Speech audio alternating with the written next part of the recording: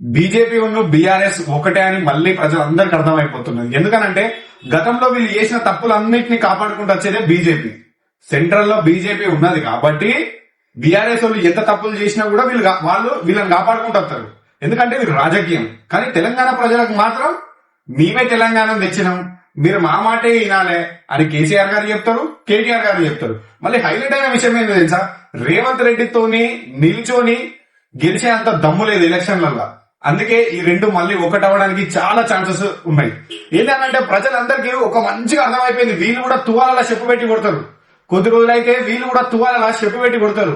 అరే మేము 10 ఏళ్ళు పరిపాలించు కానీ మీకు అప్పచెప్పితే మీరు చేసిన స్కామ్లకు పోయి మళ్ళా బీజేపీతో పొత్తు కలుపుకొని మళ్ళా తెలంగాణని ఇంకెంత ఆగం చేస్తారు అని చెప్పి ప్రజలందరికీ అర్థమైపోయింది.